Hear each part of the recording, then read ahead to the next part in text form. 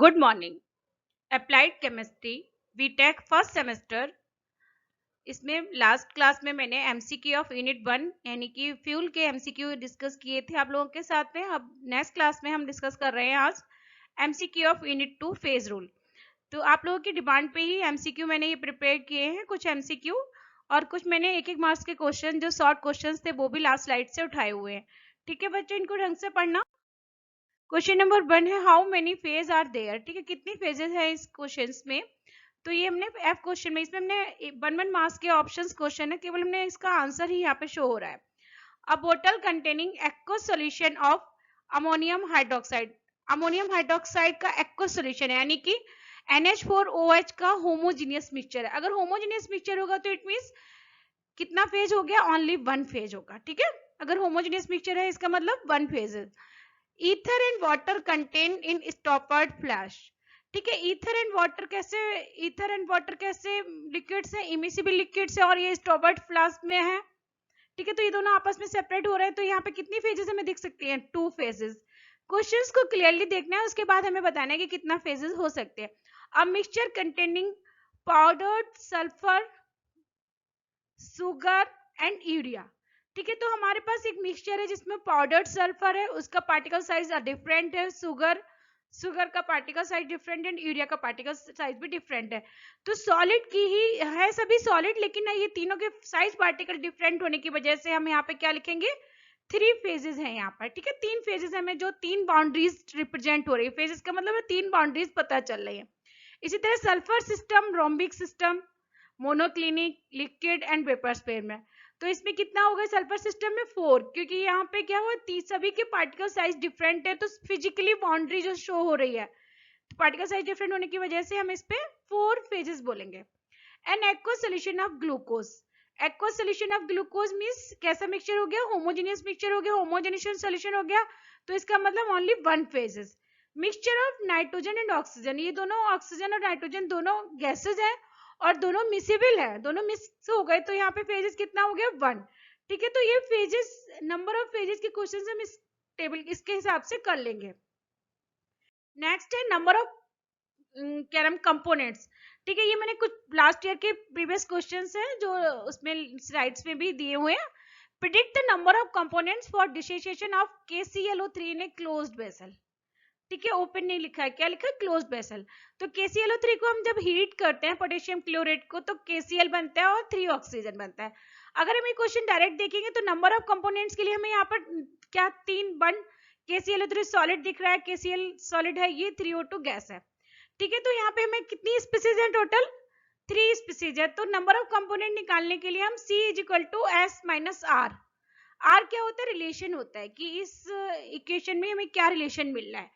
ठीक है, तो C = S - R हम लिखते हैं, S is the species, total number of the species, there are 3 species, potassium chloride, KCl and 3O2। ठीक है, तो टोटल इक्विलिब्रियम सिस्टम में कितनी स्पीसीज है, हमारे पास 3 स्पीसीज है, तो S = 3।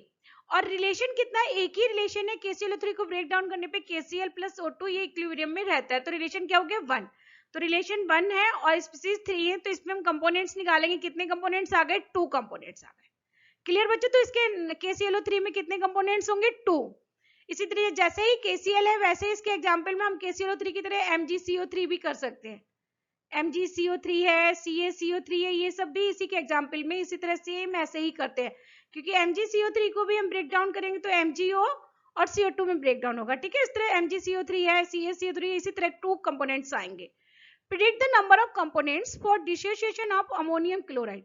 अमोनियम क्लोराइड को अगर हम डिसोसिएट करते हैं being hated and along in closed system, तो क्या होता है, अमोनियम क्लोराइड को जब करने के बाद हमारे पास देखो अमोनियम क्लोराइड, अमोनियम गैस निकलती है और HCl गैस निकलती है। लेकिन यहाँ पे एक और रिलेशन होता है, जो अमोनिया गैस है और HCl गैस है इक्वल अमाउंट में होती है, यानी दोनों मिसिबल हो जाते हैं। ठीक है, तो हमारे पास स्पीसीज कितनी है, टोटल स्पीसीज 3 हो गई, 1 अमोनियम क्लोराइड सॉलिड फॉर्म में, ammonium gases and HCl gases, 3 species हो गई। रिलेशन हमारे पास कितने, 2 रिलेशन है। एक तो फर्स्ट रिलेशन ये इक्विलिब्रियम का है, सेकंड रिलेशन क्या है, क्लोज वेसल में जितना अमोनिया = HCl होता है। ठीक है, तो ये हमारा रिलेशन भी ध्यान रखना है। तो इस केस में क्या 2 रिलेशन हो गए, तो कंपोनेंट कितना निकलेगा, 1। S - R करने पे 1 कंपोनेंट निकलेगा। ठीक है, अगर यही क्वेश्चन हमें अगर डिफरेंट देखो सेम क्वेश्चन है, predict the number of components when ammonia and NH4Cl is heated in A close vessel along with HCl। ठीक है, वहां पर भी अमोनिया और HCl को हमने हीट किया था, तो और यहाँ पे क्या लिख दिया, अलोंग विद HCl, यानी कि इसमें HCl ज्यादा अमाउंट में हीट कर रहे हैं हम, component when ammonia and ammonium chloride को हीट कर रहे हैं। ठीक है, तो यहाँ पे अमोनिया एंड अमोनियम क्लोराइड को हीट कर रहे हैं, वहां अमोनियम क्लोराइड को ही हीट कर रहे थे ओनली, केवल एक ही इक्वेशन बन रही थी। अब यहाँ पे क्या होता है, यहाँ पे क्या होता है, अमोनिया एंड HCl दोनों इक्वल अमाउंट में रहेंगे, कितना गैसेस फॉर्म में निकलेंगे लेकिन इक्वल अमाउंट में नहीं निकलेंगे, तो सेकंड रिलेशन ये यहाँ पे नहीं लग पाएगा। तो यहाँ पे क्या होगा, एक ही रिलेशन रहेगा, दिस वन। ठीक है, तो अगर दोनों इक्वल अमाउंट में निकलते तो दूसरा रिलेशन भी होता, तो हमें हमारे पास एक ही रिलेशन है, ये फर्स्ट वाला। तो S is equal to 3, R is equal to 1, equation 1 only take so only one reaction. ठीक है, केवल हम इक्वेशन 1 ही लेंगे क्योंकि ये दोनों इक्वल अमाउंट में नहीं है, इसलिए इक्वेशन 2 नहीं लेंगे, इक्विलिब्रियम में नहीं है। ठीक है, तो कंपोनेंट्स कितने निकलेंगे, 2 निकलेंगे। अगर यहाँ पे हम लिखा होगा ammonia and ammonium chloride heated, तो इस तरह लिखेंगे। नेक्स्ट क्वेश्चन है calcium carbonate, calcium oxide, CO2 when calcium oxide and CO2 in the system are formed, exclusive decomposition of calcium carbonate। ठीक है, तो कैल्शियम कार्बोनेट को नंबर ऑफ कंपोनेंट्स निकालेंगे, तो हमने जैसे अभी बताया मैग्नीशियम कार्बोनेट के 2 निकाले थे, ऐसे इसको निकालेंगे। कैल्शियम कार्बोनेट की हीट किया तो calcium oxide and carbon dioxide आएगा, एक रिलेशन है, 3 कंपोनेंट 3 स्पीसीज हैं, तो C is equal to species 3 relation 1, 3 minus 1 करने पे कंपोनेंट कितना निकलेगा, 2 निकलेगा। ठीक है, तो बच्चों ध्यान रखना है ये। देखो बच्चों, अभी नेक्स्ट क्वेश्चन है वो C equal to S minus R ना लगा के दूसरा इक्वेशन लगाएंगे हम, C equal to S minus R plus 1। ये कब एप्लीकेबल होगा, जब आयनिक फॉर्म में हम इक्वेशन लिखेंगे। ठीक है, जैसे कि क्वेश्चन दिया है, explain why KCl NaCl and H2O should be regarded as 3 component system. तो हमारे पास उसका MCQ क्वेश्चन में यही डायरेक्ट पूछ दे कि KCl NaCl H2O का मिक्सचर को कितने कंपोनेंट सिस्टम होगा, तो 3 आएगा आंसर। कैसे निकालोगे 3 कैसे आएगा, क्योंकि इसमें क्या हो 6 स्पीसीज हैं, KCl NaCl H2 और K plus Na plus Cl, तो स्पीसीज कितनी हो गई, 6 हो गई। और हमारे पास रिलेशन कितने हैं, 2 रिलेशन है, Na प्लस NaCl का और KCl का। ठीक है, तो हम इसमें इस इक्वेशन में वैल्यू पुट कर देंगे तो हमारे पास नंबर ऑफ कंपोनेंट्स आ जाएंगे 3 कंपोनेंट सिस्टम। तो ये इक्वेशन 3 कंपोनेंट सिस्टम की है। इसी तरह सेकेंड जो इक्वेशन है KCl NaBr एंड H2O, बस थोड़ा सा डिफरेंट है, यहाँ पे NaCl था और यहाँ पे NaBr है। जब NaBr आ जाएगा तो क्या होगा, ये रिएक्टेड हो जाएगा, रिएक्टेड होने पर इसके NaBr और KCl में आपस में रिएक्शन होने से NaCl भी बन जाएगा और KCl भी बन जाएगा और KBr भी बन जाएगा और NaBr भी बन जाएगा। ठीक है, तो 4 स्पीसीज और बन जाएंगे, 4 रिलेशन हमारे पास बन जाएंगे। जैसे वहां पर 2 ही रिलेशन बने थे क्योंकि ये आपस में रिएक्टेड नहीं थे और ये क्लोरीन क्लोरीन सिमिलर भी थे, और यहाँ पे डिफरेंट होने की वजह से NaCl Na प्लस Cl बना लेगा और NaCl भी बन जाएगा, KCl और ये इसके मिलके KCl भी बन जाएगा, KBr भी बन जाएगा और NaBr बन जाएगा, यहाँ पे NaBr है। ठीक है, तो आपस में ये दोनों एक्सचेंज होके हमारे पास 4 ये रिलेशंस आ जाएंगे, KCl NaCl KBr and NaBr। तो हमारे पास टोटल बच्चों 4 रिलेशन हो गए, ये ध्यान रखना है, यहाँ पे 4 रिलेशन है और यहाँ पे 2 ही रिलेशन थे क्योंकि ये दोनों सिमिलर थे, यहाँ पर NaCl और KCl थे। यहाँ पे डिफरेंट होने पे ये आयनिक फॉर्म में आ जाएंगे, रिएक्टेड हो जाएंगे और ये यहाँ पे 4 रिलेशंस ऑक्यूपाई करेंगे। ठीक है, इस तरह। लेकिन यहाँ के इस केस में हमारे पास 9 स्पीसीज है और इस केस में हमारे पास 6 स्पीसीज ही थी। 9 स्पीसीज कैसे, देखो KCl जो था वही KCl रहा, NaBr जो था वही रहा, H2O भी वही रहा और K प्लस ब्रेक डाउन हो गया, Na प्लस भी ब्रेक डाउन हो गया और Cl माइनस ब्रेक डाउन होते, तो 6 तो ये हो गए। अब हमारे पास 3 और एक्स्ट्रा बन गए, KBr बन गया, ये आपस में एक्सचेंज हो गए, K और Br आपस में बना लिए, इसी तरह NaCl आपस में बना लिए। ठीक है, और ये यहाँ पर Br माइनस बी था जो Br माइनस बी हो गया, तो हमारे टोटल कितनी स्पीसीज हो गई, 9 स्पीसीज हो गई इस केस में। तो हम इस इक्वेशन में वैल्यू को पुट कर देंगे C is equal to S minus R plus 1 में, तो हमारे पास स्पीसीज कितनी है 9, R कितना आया 4 प्लस 1, 9 माइनस 5 करने पे कितना आ जाएगा ये 4।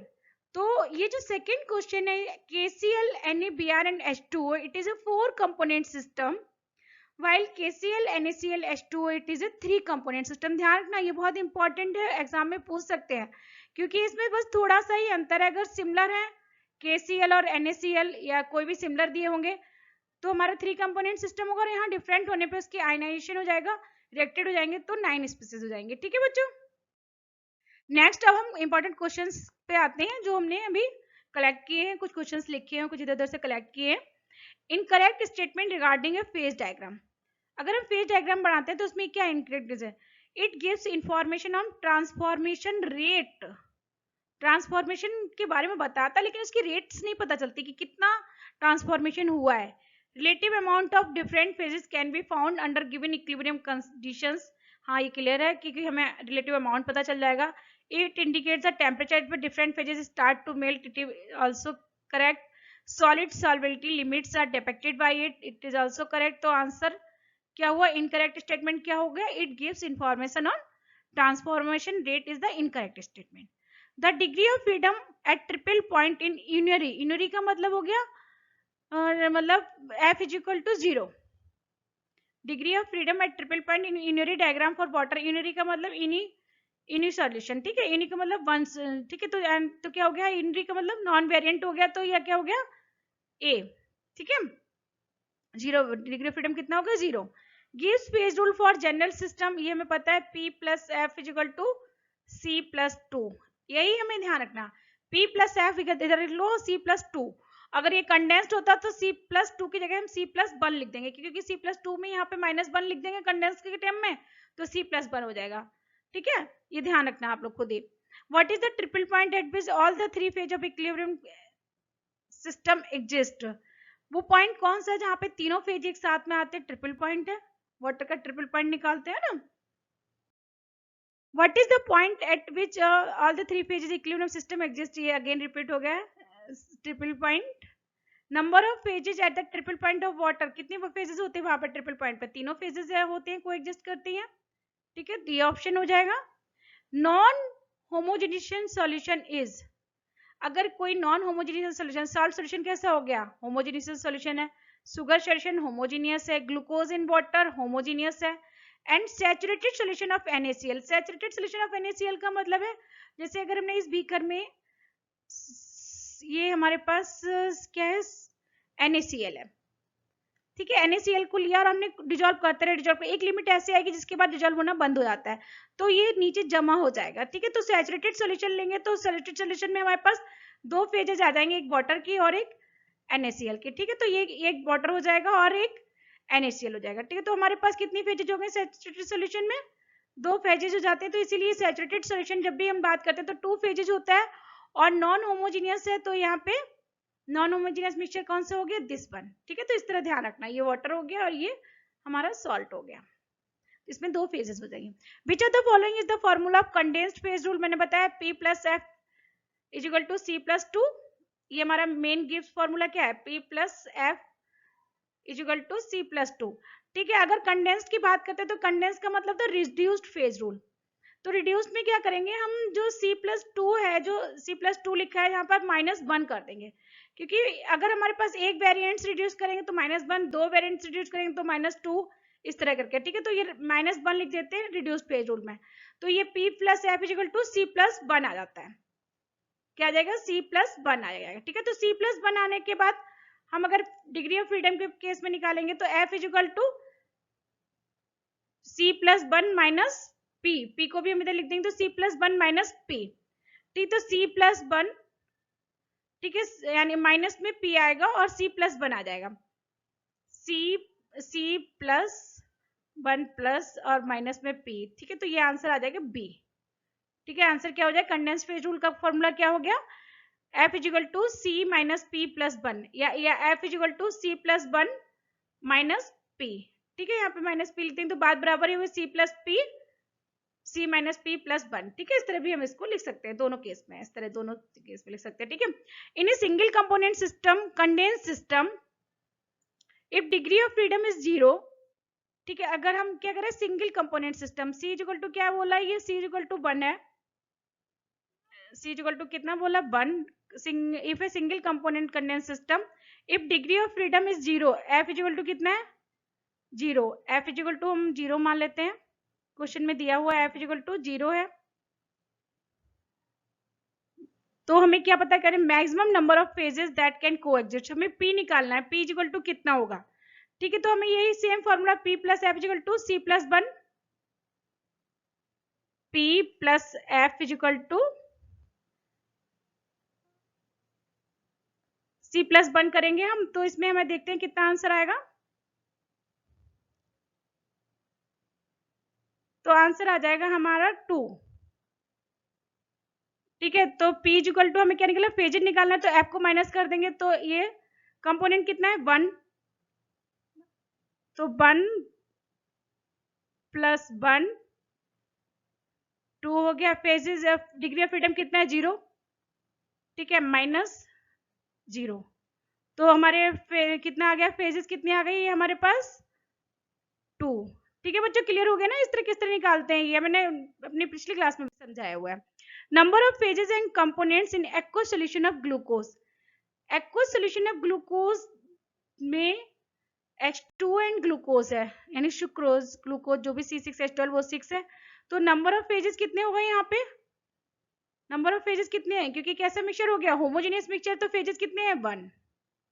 ठीक है, फेज 1 है, लेकिन हमारे पास सॉल्यूशन कितने हो गए 2, क्योंकि कंपोनेंट्स कितने हैं 2, एक वाटर है और एक ग्लूकोज है। ठीक है, तो आंसर क्या हो गया डी। क्लियर बच्चों। नेक्स्ट क्वेश्चन है, according to Gibbs phase rule for a 2 component system under condensed rule. ठीक है, कंडेंस्ड रूल में की बात कर रहे हैं कि किसी को एक को वेरिएबल को कांस्टेंट मांगे, what observation can be made with the equilibrium phase. T can be varied independently, varying a T value fix the equilibrium composition, it is correct. अगर हम टी को वेरिंग करेंगे तो varying a T value fixes the equilibrium composition को fix हो जाता है। Neither T nor concentration can be vary respectively incorrect, two phases can not coexist, incorrect according to Gibbs phase rule. तो what is the object can be made with the equilibrium phase, तो answer क्या हो जाएगा हमारा B. ध्यान रखना, varying a T temperature को varying करने में value fix the equilibrium composition को फिक्स कर देंगे, इसीलिए वो रिड्यूस फेज रूल बोलते हैं कि एक को हमने वेरी को फिक्स करके, ठीक है, वेरी कर लिया।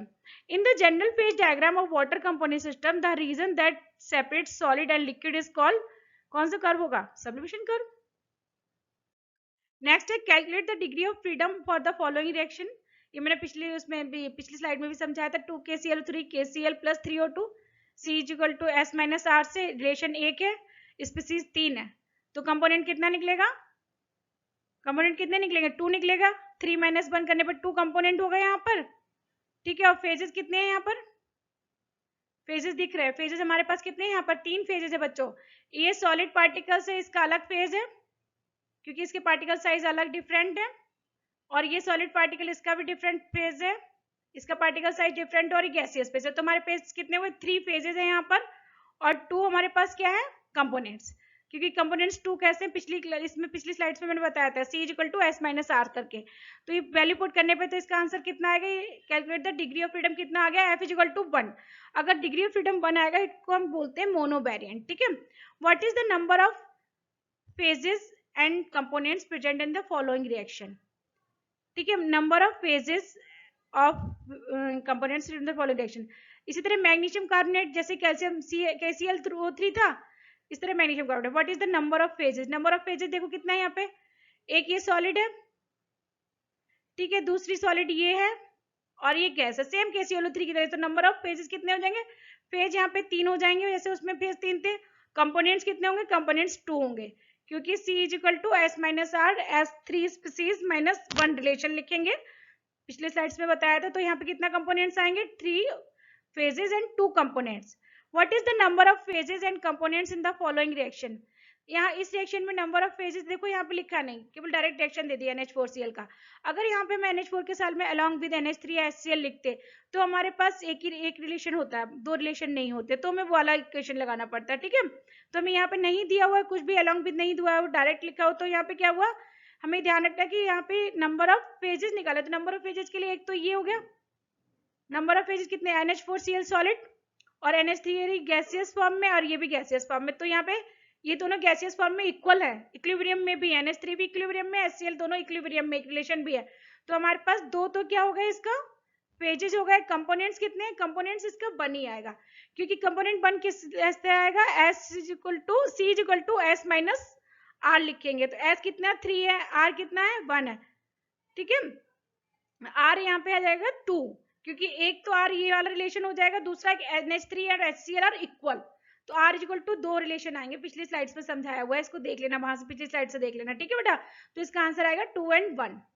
नेक्स्ट है what is the number of components in non reactive system of KCl NaCl and H2O, जो मैंने अभी समझाया था, क्योंकि यहाँ पे 6 स्पीसीज बनेंगी और 6 स्पीसीज के साथ साथ रिलेशन कितने बनेंगे, 2 रिलेशन बनेंगे KCl और NaCl के। वैल्यू को पुट करने पे हम कंपोनेंट्स कितने आएंगे, 3 कंपोनेंट्स आएंगे। पिछली स्लाइड पे समझाया हुआ, उसको वहां से देखना, ये रिपीटेड क्वेश्चन में इसलिए लिख दिया कि तुम लोग ध्यान रहेगा, रिवीजन हो जाएगा। नेक्स्ट है what is the number of components present in A reactive system of NaCl KBr and H2O, ये भी पिछली स्लाइड में समझाया हुआ। ये इसका आंसर आएगा 4, क्योंकि ये रिएक्टेड है, 9 स्पीसीज बनाएंगे और 4 यहाँ पे 9 स्पीसीज बनेंगे total. S for 4 and relation कितने आएंगे, 4 रिलेशन आएंगे, तो वैल्यू पुट करने पे कंपोनेंट्स कितना आएगा, 4 कंपोनेंट सिस्टम आएगा, पिछली स्लाइड्स में समझाया हुआ है। What is the number of phases and component in the following reaction, इस केस में नंबर ऑफ कंपोनेंट्स ऑफ कैसे निकालेंगे, तो Fp और H2O, यहाँ पे 2 सॉलिड फेजेस हैं, 2 गैसेस फेज है, ठीक है, 2 सॉलिड फेजेस हैं और 2 in this 2 solid and 2 gases phases, so the number of phases is 2, ठीक है। तो नंबर ऑफ फेजेस कितने हैं, 2 है, क्योंकि एक सॉलिड है और एक गैसेस, तो नंबर ऑफ फेजेस कितने हो गए, 2 हो गई। Also the number of species is 4, number of species कितना है, 4 है। Also the number of species is 4, क्योंकि 1 2 3 4 species, and the number of relation that is R is equal to 1, एक रिलेशन है यहाँ पे। Therefore the number of component निकालने के लिए हम क्या करेंगे, C is equal to S minus R करेंगे। तो टोटल कंपोनेंट्स कितने हैं, कंपोनेंट्स के लिए तो स्पीसीज कितने हो गए, 1 2 3 4, ठीक है, 4 स्पीसीज है, क्योंकि ये अलग पार्टिकल्स है और ये अलग पार्टिकल्स है, ठीक है। तो 4 species minus 1 is equal two components कितने आ जाएंगे, 3 कंपोनेंट्स निकल के आएंगे यहाँ पर, ठीक है बच्चों, ध्यान रखना 3 कंपोनेंट्स एंड 2 सॉलिड की फेजेस एंड 2 गैसेस की फेजेस, तो फेजेस कितने हो जाएंगे, 4 फेजेस, बाउंड्री है इनके बीच में, ठीक है, फेजेस कितने हो जाएंगे, 4 phases. Calculate the number of phases in A saturated solution of NaCl and water, कैसा सॉल्यूशन है, सैचुरेटेड, हमने पहले भी बताया था। सैचुरेटेड सॉल्यूशन का मतलब है कि इसमें अब सॉलिड और ज्यादा थोड़ा सा सॉलिड नीचे रह जाएगा, no more solid can be dissolve, ज्यादा डिजॉल्व नहीं करेंगे, तो ये सैचुरेटेड सॉल्यूशन हो गया, ठीक है। तो ये थोड़ा सा रह जाएगा और ये वाटर ऊपर ऊपर वाटर पॉलिकर, ठीक है। तो यहाँ पे वाटर एंड सैचुरेटेड सॉल्यूशन तुम्हें दिखेगा, तो 2 फेजेस दिखेंगे, इसलिए हमारे पास यहाँ पे कितने फेजेस हो जाएंगे, 2, ठीक है बच्चों। यहाँ पे 2 फेजेस है, अगर सैचुरेटेड सॉल्यूशन लिखा है तो 2 फेजेस, एक्वा सॉल्यूशन लिखा है तो 1 फेजेस है, वो भी होमोजेनियस मिक्सचर होगा। तो नेक्स्ट है calculate the degree of freedom for the following reaction, calcium carbonate के डिग्री ऑफ फ्रीडम निकालने के लिए कंपोनेंट्स कितने हैं, कंपोनेंट्स इसमें कितने हैं, 2 कंपोनेंट से पीछे निकाले ना, C equal to S minus R करके, एक रिलेशन 3 स्पीसीज, तो C इक्वल टू 2, फेजेस कितने हैं, फेजेस एक फेज कितने हैं यहाँ पर, 3 फेजेस हैं, 2 सॉलिड और एक गैसेस, ठीक है। तो फेजेस 3 2 माइनस 3 और प्लस 2 करने पे तो हमारा आंसर कितना आएगा, 1 कंपोनेंट। डिग्री ऑफ फ्रीडम कितनी आ गई, 1, डिग्री ऑफ फ्रीडम 1 आएगा तो इट मीन्स इट इज मोनोवेरिएंट। क्या लिख सकते हैं हम डिग्री ऑफ फ्रीडम बनाने पे, it is मोनोवेरिएंट,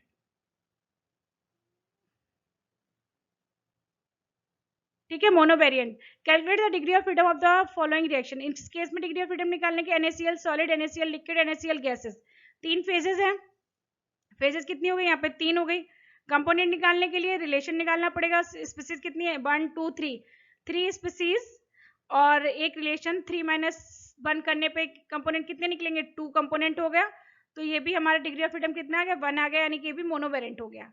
calculate the degree of freedom of the following reaction, यहाँ पे दोनों गैसियस हैं, डिग्री ऑफ फ्रीडम तो यहाँ पे किस फेजेस कितने हो गए, एक ही फेज है, गैसियस फेज है, दोनों के पार्टिकल सिमिलर साइज में, तो एक ही फेज है, तो कंपोनेंट्स कितने आ जाएंगे, S माइनस R, एक ही रिलेशन है और एक ही स्पीसीज कितनी है, 2 स्पीसीज है, तो हमारे पास कंपोनेंट कितना हो जाएगा, 1, यानी इट इज ऑल्सो, तो 1 कंपोनेंट आएगा और इसकी वैल्यू हम इसमें डाल रखेंगे C, F equal to C minus, तो हमारा ये 2 यानी ये बाई वेरिएंट निकल के आएगा, ठीक है। तो ये क्वेश्चन कैसे हो गया, बाई वेरिएंट, ठीक है, ध्यान रखना 2 आएगा तो बाई वेरिएंट, 1 आएगा तो मोनो वेरिएंट।